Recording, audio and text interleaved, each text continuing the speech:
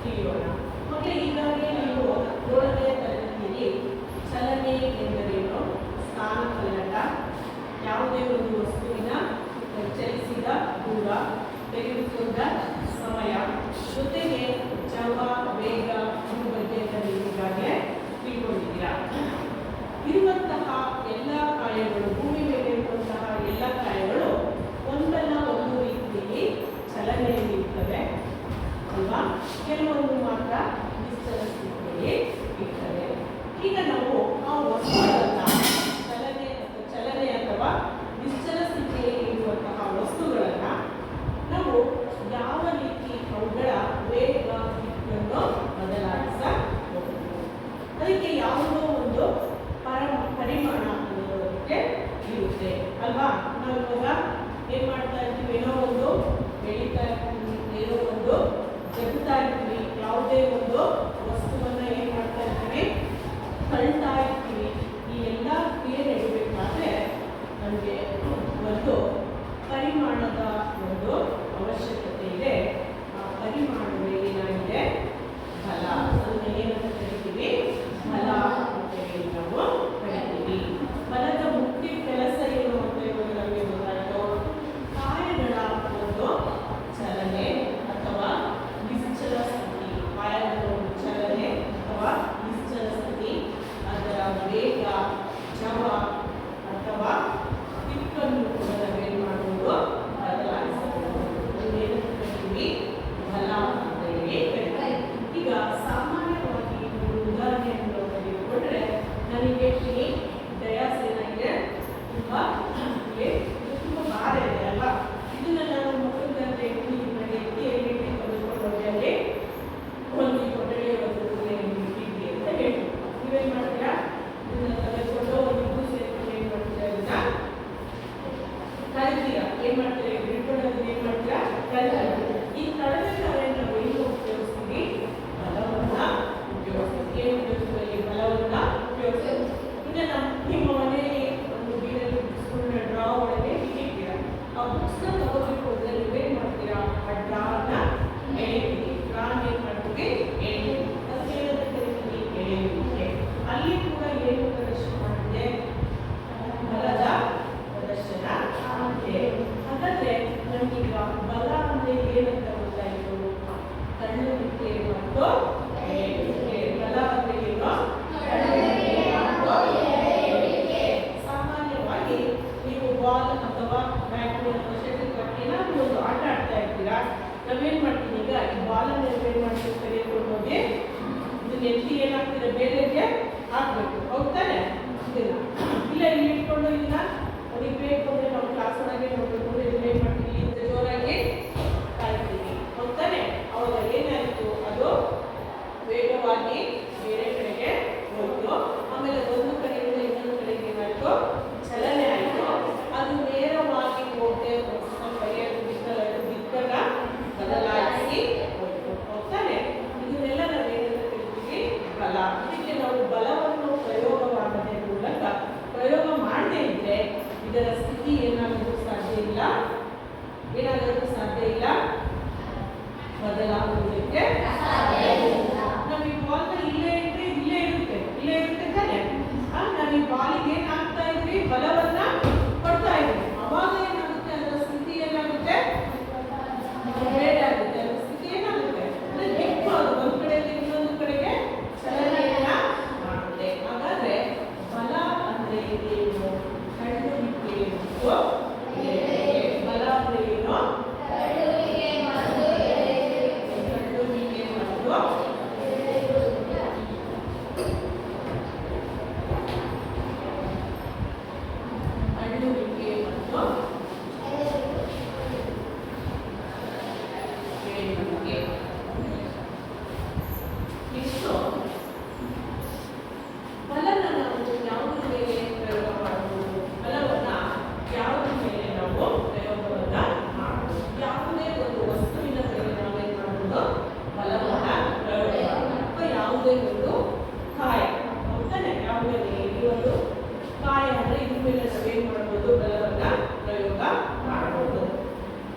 ಬಲದಲ್ಲಿ ಎರಡು ರೀತಿಯ ಬಲಗಳನ್ನು ನಾವು ಕಾಣ್ತಾ ಇದ್ದೀವಿ.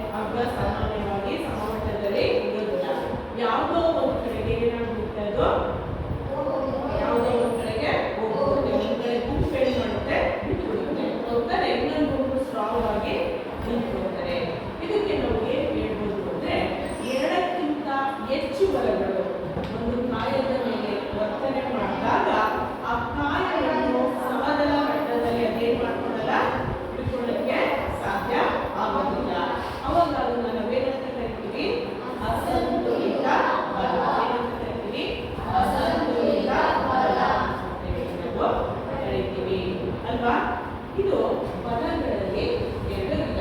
ನಿಮಗೆ ಏನು ಅರ್ಥ ಆಯ್ತು? ಬಲ ಎಂದರೇನು, ಜೊತೆಗೆ ಬಲದಲ್ಲಿ ಎರಡು ವಿಧ, ಸಂತುಲಿತ ಬಲ ಮತ್ತು ಅಸಂತುಲಿತ ಬಲ ಅನ್ನೋದು ನಮ್ಗೆ ಈಗಾಗಲೇ ಗೊತ್ತಾಗಿದೆ ಅಲ್ವಾ? ಈಗ ನಾವು ಬಲ ಅಂದ್ರೆ ಏನು ಅಂತ ಬರ್ತಾ ಇದ್ರು. ಇದರಿಂದ ನಾವು ಏನೆಲ್ಲ ಮಾಡಬಹುದು? ಮೊದಲನೇದಾಗಿ ಬಲದಿಂದ ವಸ್ತುವನ್ನು ನಿಶ್ಚಲ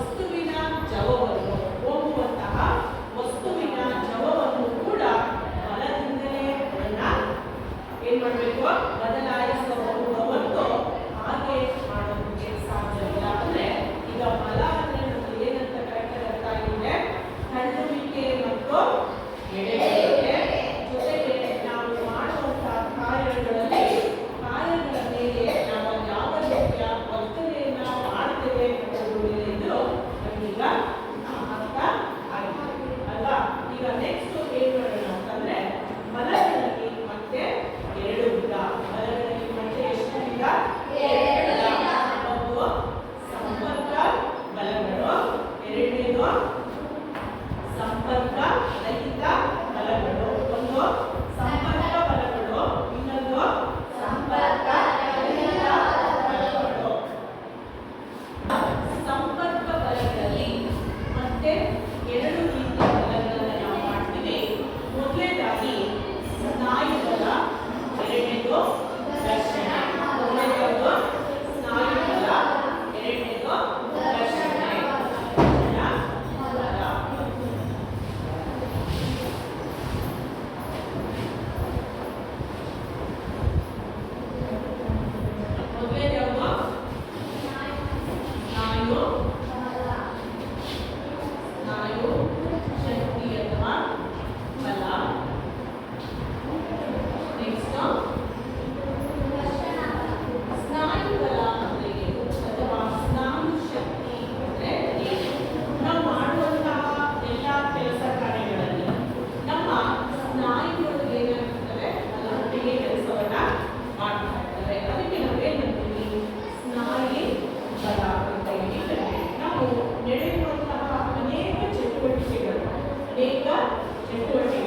ನಮ್ಮ ಕೈ ಕಾಲು ಹೋಗ್ತಾರೆ, ಇವೆಲ್ಲನೂ ಯಾರಿಂದ ನಡೀತದೆ? ನಾವು ಮಾಡೋದಿಲ್ಲ, ಸ್ನಾಯು ಬಲದಿಂದ ನಡೀತಾರೆ.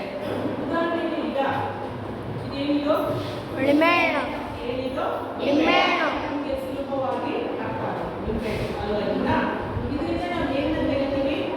ರಸವನ್ನ ತೆಗಿತೀವಿ. ರಸ ತೆಗಿಬೇಕಾದ್ರೆ ಏನ್ ಮಾಡ್ತೀವಿ? ನಾವು ಕೊಯ್ದು ಎರಡು ಬೆರಳುಗಳ ಮಧ್ಯೆ ಇಟ್ಕೊಂಡು ಅದನ್ನ ಏನ್ ಮಾಡ್ತೀವಿ? ಅಂದ್ರೆ ನಮ್ಮ ಯಾವುದು ಒಂದು ಕೆಲಸ ನಡೀತಿದೆ, ಸ್ನಾಯುವಿನ ಕೆಲಸ ಗೊತ್ತಾನೆ. ಎರಡು ಬೆರಳುಗಳ ಮಧ್ಯೆ ಇಟ್ಕೊಳ್ಳೋದ್ರಿಂದ ಏನ್ ಕೊಟ್ಟಿದ್ದೀವಿ? ಬಲವನ್ನ ಕೊಟ್ಟಿದ್ದೀವಿ. ಈ ಯಾವ ಕೆಲಸ ನಡೀತಿದೆ? ಸ್ನಾಯು ಬಲವನ್ನ ಕೆಲಸ ನಡೀತಿದೆ. ಇದನ್ನ ನಾವು ಸ್ನಾಯು ಬಲ ಅನ್ಕೊಂಡು ಕರಿತೀವಿ.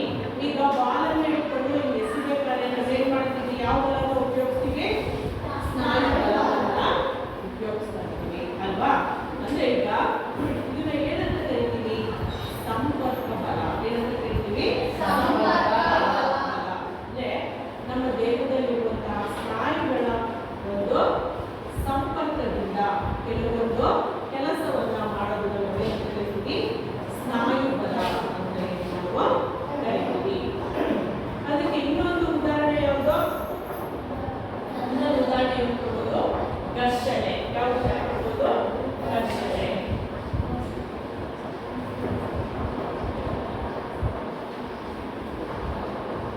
ಘರ್ಷಣೆ ಅಂದ್ರೆ ಏನು?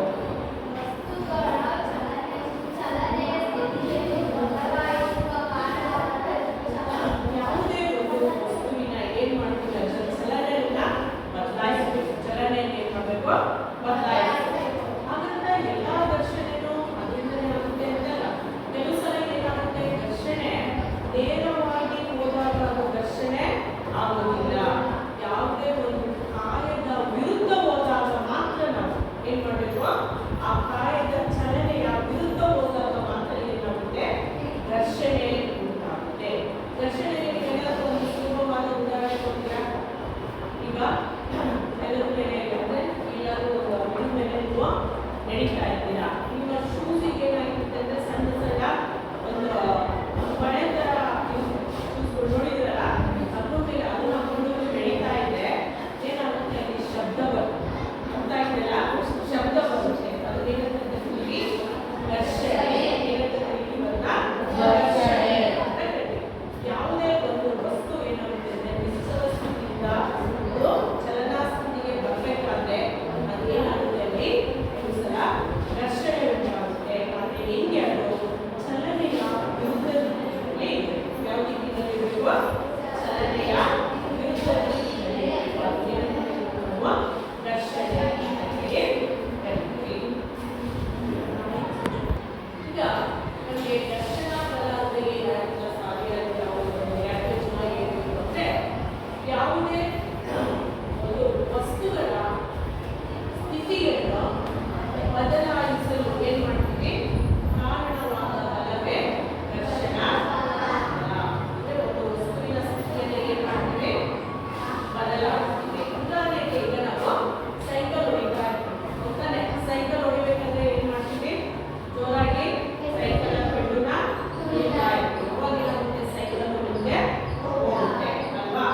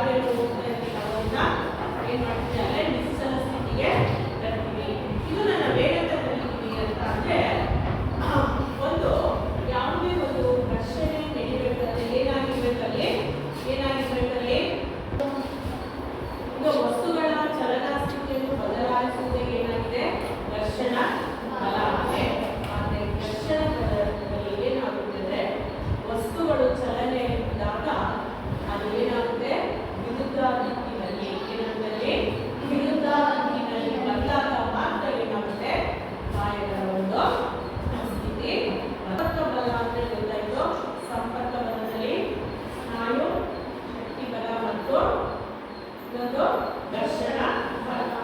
ಈಗ ನೆಕ್ಸ್ಟ್ ಸಂಪರ್ಕ ರಹಿತ ಬಲ ಅಂದ್ರೆ ಏನು? ಸಂಪರ್ಕ ರಹಿತ ಬಲ ಅದರಲ್ಲಿ ಕೂಡ ನಾವು ವಿಧಗಳನ್ನ ಕಾಣಬಹುದು. ಸಂಪರ್ಕ ರಹಿತ ಬಲಕ್ಕೆ ಮೊದಲನೇದಾಗಿ ಯಾವುದನ್ನ ತೆಗೆದುಕೊಳ್ಳೋಣ ನಾವು?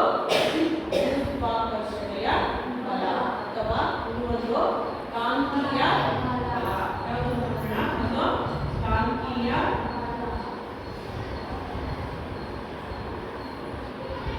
ಬಲ ಮತ್ತೆ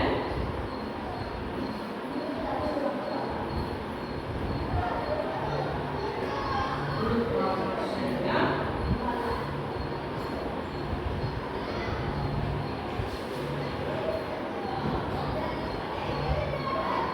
ಮೊದಲನೇದಾಗಿ ನಾವು ಕಾಂತೀಯ ಬಲ ಅಂದ್ರೆ ಏನು? ಕಾಂತೀಯ ಬಲ ಅಂದ್ರೆ ನಿಮಗೆ ಎಲ್ಲರೂ ಮ್ಯಾಗ್ನೆಟ್ ನೋಡಿದ್ದೀರಲ್ವಾ? ಅದನ್ನ ಏನಂತ ಕರೀತೀವಿ ಕನ್ನಡದಲ್ಲಿ? ಕನ್ನಡದಲ್ಲಿ ಏನಂತ ಕರೀತೀವಿ? ಅಯಸ್ಕಾಂತ. ಕಾಣ್ತಾ ಇದೆಯಲ್ಲ ಇದು? ಏನಿದು? ಅಯಸ್ಕಾಂತ ಅಲ್ವಾ? ಇದು ಯಾವುದಕ್ಕೆ ಉದಾಹರಣೆ ಕೊಟ್ಟಿದ್ದೀನಿ ನಾನು? ಸಂಪರ್ಕ ರಹಿತ ಬಲ. ಸಂಪರ್ಕ ರಹಿತ ಬಲ. ಈಗ ಮೇಲ್ಗಡೆಗೆ ನಾನು ಏನು ಮಾಡಿದ್ದೀನಿ ಅಂದ್ರೆ ಕೆಲವೊಂದು ಕಬ್ಬಿಣದ ವಸ್ತುಗಳನ್ನ ಇಟ್ಟಿದೆ ಗೊತ್ತಾನೆ? ಇದು ಏನಿದು? ಅಯಸ್ಕಾಂತ, ಮ್ಯಾಗ್ನೆಟ್. ಇದಕ್ಕೆ ಈ ಕಬ್ಬಿಣಕ್ಕೂ ಮತ್ತು ಅಯಸ್ಕಾಂತಕ್ಕೂ ಯಾವುದೇ ಒಂದು ಸಂಪರ್ಕ ಇಲ್ಲ. ಇದರ ಇದಕ್ಕೆ ಯಾವುದಾದ್ರು ಒಂದು ಇಲ್ಲ. ಹಾಗಾದ್ರೆ ಈ ಹಿಡಿದ ತಕ್ಷಣ ಇದೇನಾಗುತ್ತೆ ನೋಡ್ರಿ? ತಕ್ಷಣ ಏನಾಗುತ್ತೆ ಅನ್ನೋದು ಯಾಕೆ? ಇದನ್ನ ಏನಂತ ಕರಿತೀವಿ ನಾವು? ಕಾಂತೀಯ ಬಲ ಜೊತೆಗೆ ಇದು ಸಂಪರ್ಕ ರಹಿತ ಬಲ. ಈ ಕೆಳಗಡೆ ಮೇಲ್ಗಡೆ ಏನಿದೆ? ಕಬ್ಬಿಣ ಇದೆ. ಕೆಳಗಡೆ ಏನಿದೆ? ಅಯಸ್ಕಾಂತ ಇದೆ.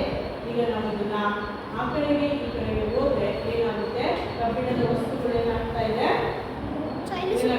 ಚಲನೆಯನ್ನ ಮಾಡ್ತಾ ಇದೆ. ಚಲನೆ ಮಾಡ್ತಾ ಇದೆ ಅಂತ ಎಲ್ಲರಿಗೂ ಕಾಣ್ತಾ ಇದೆ ಅಲ್ವಾ? ಚಲನೆ ಮಾಡ್ತಾ ಇದೆಯಲ್ಲ? ಇದು ಯಾವುದೇ ಒಂದು ಇದಕ್ಕೂ ಮತ್ತು ಇದಕ್ಕೂ ಸಂಪರ್ಕ ಇಲ್ಲ. ಸಂಪರ್ಕ ಇದೆನಾ? ಇಲ್ಲ. ಇದು ಮಧ್ಯದಲ್ಲಿ ಏನಿದೆ? ಏನು ಇಟ್ಕೊಂಡಿದ್ದೀವಿ? ಏನು ಇಟ್ಕೊಂಡಿದ್ದೀವಿ? ಆದರೂ ಕೂಡ ಏನಾಗುತ್ತೆ? ಇದು ಒಂದು ಕಡೆಯಿಂದ ಇನ್ನೊಂದು ಕಡೆಗೆ ಚಲನೆಯನ್ನ ಮಾಡುತ್ತೆ. ಇದಕ್ಕಿರ್ತಕ್ಕಂಥ ನಾವೀಗ ಸಂಪರ್ಕ ರಹಿತ ಬಲ ಅಂತ ಹೇಳಿ ನಾವು ಕರಿತೀವಿ. ಇದನ್ನೆಲ್ಲರಿಗೂ ಸಾಮಾನ್ಯ ನಿಮ್ಮ ಮನೆಯಲ್ಲಿ ಮಾಡಿರ್ತೀರ, ಹೌದಾನೆ? ಹಿಂಗೆ ನೋಡಿದಾಗ ನೋಡಿ ಅದಷ್ಟು ದೂರ ಇರುತ್ತೆ. ನಾವು ಈ ಹತ್ರ ಹೋದ ತಕ್ಷಣ ಏನಾಗುತ್ತೆ? ಅದು ಬಂದು ನಿಮಗೆ ಅಂಟ್ಕೊಳ್ಳುತ್ತಾ ಇಲ್ವಾ?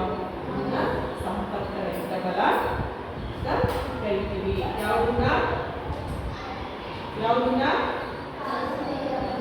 ಕಾಂತೀಯ ಬಲ. ಅಯಸ್ಕಾಂತಗಳನ್ನ ನಾವು ಕಾಂತೀಯ ಬಲ ಅಂತ ಕರಿತೀವಿ. ಇನ್ನು ಎರಡನೇದಾಗಿ ಗುರುತ್ವಾಕರ್ಷಣೆಯ ಬಲ. ಎರಡನೇದೇನು? ಗುರುತ್ವಾಕರ್ಷಣೆಯ ಬಲ. ನಮಗೆಲ್ಲ ಗೊತ್ತಿದೆ. ಈಗ ನಾವು ಮಧ್ಯಾಹ್ನ ಬೆಳೆದು ಬಿಟ್ಟ ತಕ್ಷಣ ಏನು ಮಾಡ್ತೀರಾ? ನಲ್ಲಿ ನೀರೆಲ್ಲ ಬಿಡ್ತೀರ, ಹೌದಾನೆ? ನಲ್ಲಿ ನೀರೆಲ್ಲ ಬಿಟ್ಟಾಗ ನೀರು ಕೆಳಗಡೆ ಹೋಗುತ್ತೆ. ಕೆಳಮುಖವಾಗಿ ನೀರು ಹರಿಯುತ್ತೆ. ಯಾಕೆ? ನೀರು ಒಂದೇ ಸಲ ಮೇಲೆ ಬರೋದಾಗಿತ್ತಲ್ವಾ? ನೀರು ಮೇಲೆ ಬರೋದಾಗಿತ್ತಲ್ಲ? ಇಲ್ಲ, ಬರ್ತಾ ಎಲ್ಲಿಗೆ ಹೋಗ್ತಾ ಇದೆ? ನೀರು ಕೆಳಮುಖವಾಗಿ ಬರುತ್ತೆ. ಇದಕ್ಕೆ ಮುಖ್ಯ ಕಾರಣವೇನು? ಗುರುತ್ವಾಕರ್ಷಣೆಯ ಬಲ. ಗೊತ್ತಾನೆ? ಭೂಮಿ ಏನಾಗಿದೆ? ಗುರುತ್ವಾಕರ್ಷಣ ಬಲವನ್ನ ಹೊಂದಿದೆ. ಅದೇನ್ ಮಾಡುತ್ತೆ? ವಸ್ತುಗಳನ್ನ ತನ್ನ ಕಡೆಗೆ ಅದು ಎಳೆಯುತ್ತೆ. ವಸ್ತುಗಳನ್ನ ಏನ್ ಮಾಡುತ್ತೆ? ತನ್ನ ಕಡೆಗೆ ಅದು ಎಳೆಯುತ್ತೆ. ಇದನ್ನ ಎಂತ ಬಲ ಅಂತ ಕರಿತೀವಿ ನಾವು? ಗುರುತ್ವಾಕರ್ಷಣ ಬಲ ಅಂತ ಕರಿತೀವಿ. ಇನ್ನೊಂದು ಎಂತ ಬಲ ಇದೆ?